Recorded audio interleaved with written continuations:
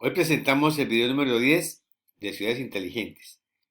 Macroproyecto Síntesis Histórica, Cultura, Educación y Currículum en la Sociedad Feudalista. Mi nombre es Alim Adonai Vera Silva, docente invitado a la línea de investigación de la Maestría en Recursos Digitales aplicados a la Educación en el Convenio ICUE, Universidad de Cartagena.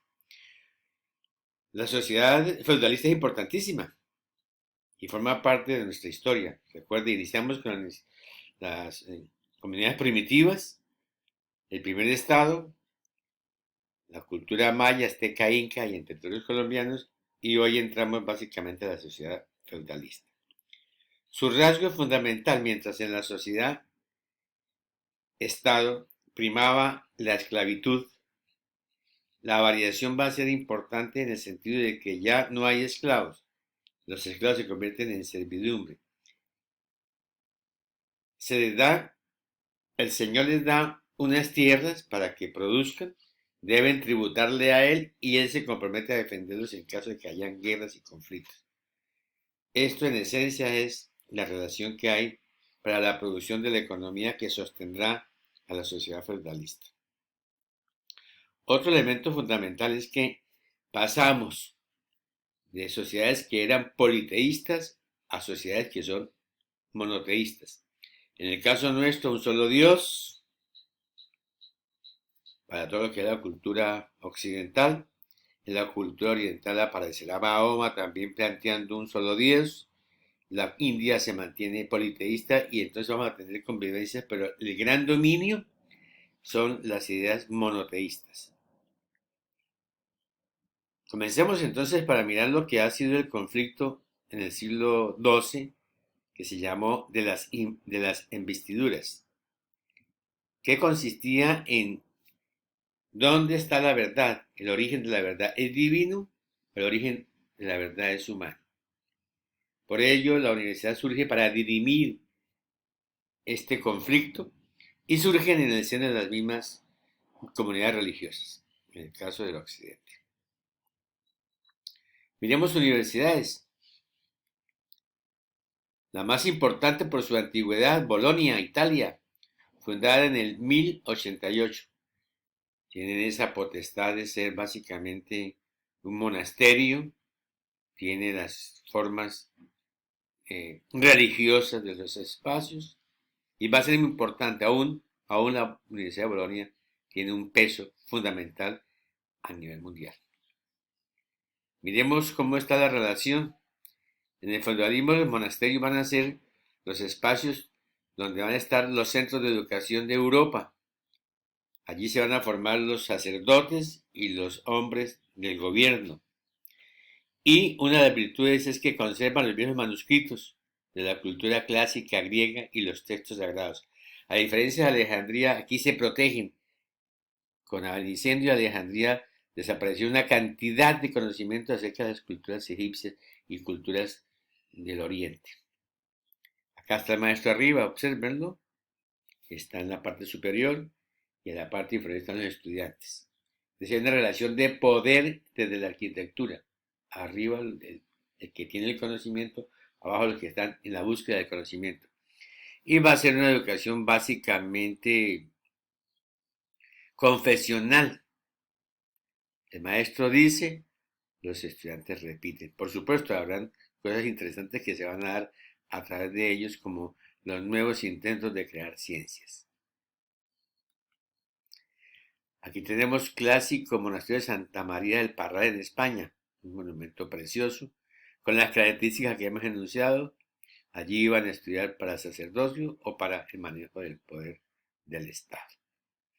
Seguía formándose por fuera lo que tiene que ver con otros elementos de la relación de la economía. La servidumbre es el elemento fundamental. 1000 años dura más o menos lo que es el feudalismo. Y hay autores que clasifican el feudalismo, etapa antigua, nueva, y hay una serie de subcategorías. Lo importante destacar allí es el Renacimiento. Aquí tenemos la Universidad de Oxford, fundada en el año 1096. Es la más antigua de Inglaterra, su estilo gótico es genial y se mantiene como una de las universidades más importantes del mundo. Aquí tenemos la Universidad de Salamanca, que es la más antigua de España, fundada en el año 1218. Con Alcalá de Henares son las más antiguas. Su pensamiento, por supuesto, está mediado por la teología. Son altamente religiosas y van a ser bastiones, y son bastiones aún, de universidades de alta calidad. Por supuesto, rejuvenecidas con las otras nuevas sociedades que se presentan. Capitalismo y la sociedad de conocimiento. Aquí tenemos la Universidad de la Sorbona, fundada en el año 1150, preciosa, aún mantiene su prestigio. La Universidad de la Sorbona es mágica, es impresionante y ha aportado muchísimo a la cultura universal. Aquí aparece nuevamente la figura. Ahí está el maestro sentado a la diestra, al fondo, a la diestra los estudiantes más bajitos, es decir, hay que mantener la autoridad y la autoridad se da en esa arquitectura de que yo estoy por encima de ti, porque yo soy el que tengo el saber. Es un, ese es un grabado del siglo XVI de la Biblioteca de Artes Decorativas de París. Aquí tenemos la imagen del castillo de Alcázar de Segovia. Allí vivió Alfonso VIII y es uno de los castillos más bonitos de España, es hermoso. En ladrillo, en los atardeceres se ve resplandeciente. Y tiene la misma función. Allá vivía el rey Alfonso VII y toda la nobleza y estaba toda la relación entre lo que era el señor y el vasallaje. Tiene impactos fundamentales en la cultura. Aquí ya tenemos en América Latina y el Caribe la Universidad Nacional Mayor de San Marcos, que es considerada la institución educativa más antigua de Iberoamérica. Fue fundada en 1574 bajo el decreto del emperador Carlos V de España. Obvio, su talante de inicio es básicamente la teología. Toda la enseñanza se media por la teología. La misma función, formar personas al servicio del Estado, ya van a ser los famosos burgos, donde aprende la palabra burguesía. Aquí tenemos la Universidad Santo Tomás, fundada por sus propios predicadores de Santo Tomás de Aquino.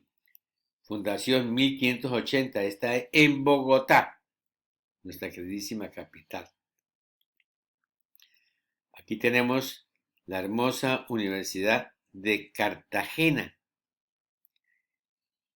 baluarte del conocimiento en el Caribe. Ha producido grandes hombres que han ayudado a transformar este país. Fue fundada por dos generales, el general Simón Bolívar y el general Francisco de Pablo Santander en 1827. Hay que decir que es importante dar el nombre de los dos fundadores. Francisco de Pablo Santander nace en la provincia de Cúcuta. Es importante, se le considera el hombre de las leyes, pero fue importantísimo en lo que tiene que ver con las universidades. Inclusive fue el que impulsó las normales. Y esto le da un peso fundamental a nuestro queridísimo Francisco Pablo Santander. El feudalismo tiene una cosa importante, que es que mantiene las ciertas artes liberales, el cuadribio, para lo que tiene que ver con los saberes exactos, geometría, aritmética, música, astronomía, mediados por la teología, pero de allí también va a estar el germen del capitalismo, el manejo de las manos, el conocimiento del saber hacer. Y el trivium, gramática, dialéctica, retórica, mediadas por la teología, que tienen que ver con el arte de hablar, el verbo, el discurso, la lengua, que tiene que ver con el poder.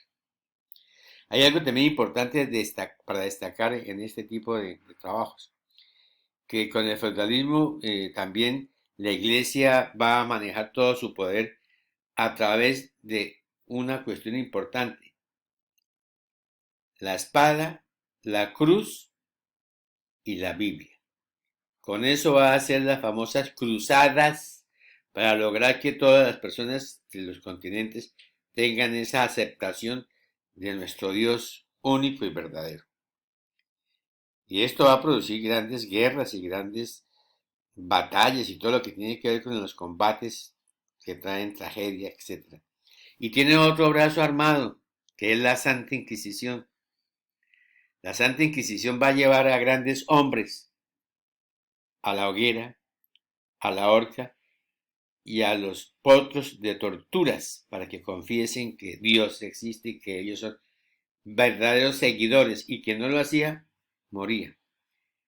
Galileo Galilei estuvo allí, por poco lo queman, por poco le incendian la hoguera, pero él logró retractarse al final porque tuvo el atrevimiento de decir que la Tierra no era el centro del universo, sino que el universo era mucho más complejo y que nada giraba, dicho, ningún planeta giraba alrededor de la Tierra, sino que la Tierra también estaba girando dentro de un gran universo.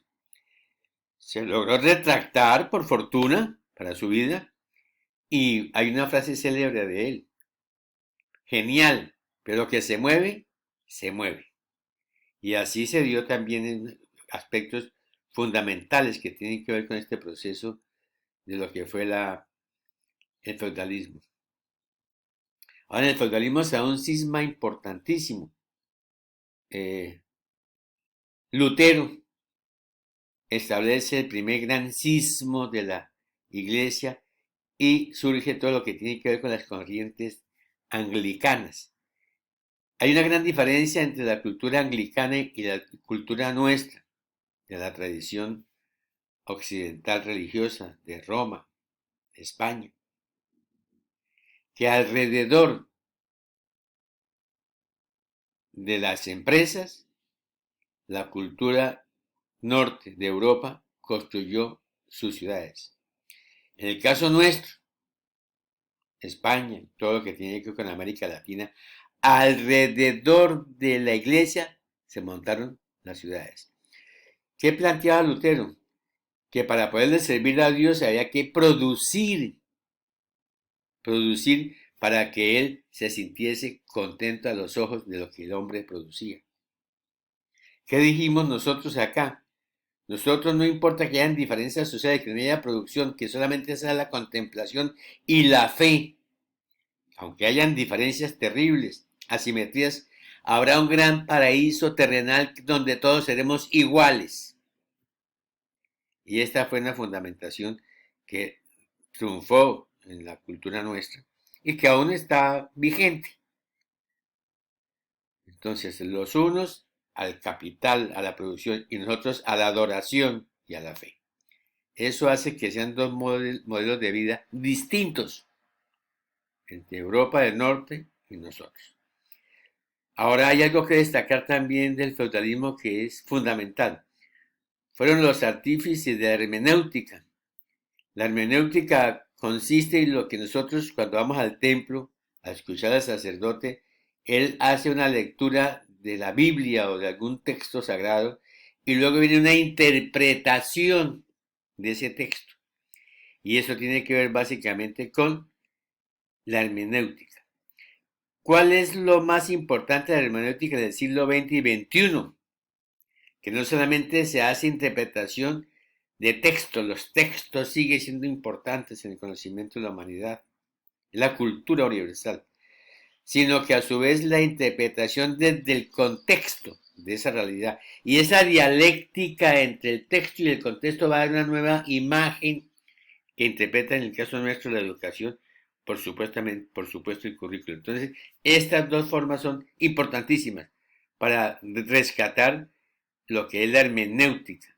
Ya había habido un gran aporte de Sócrates con la mayéutica, el parir ideas. Con esto viene otro gran aporte de la cultura universal a lo que tiene que ver nuestra actual educación. Bien, les habló Alina Donaí Vera Silva, profesor invitado. Muchísimas gracias. Espero hayan disfrutado esta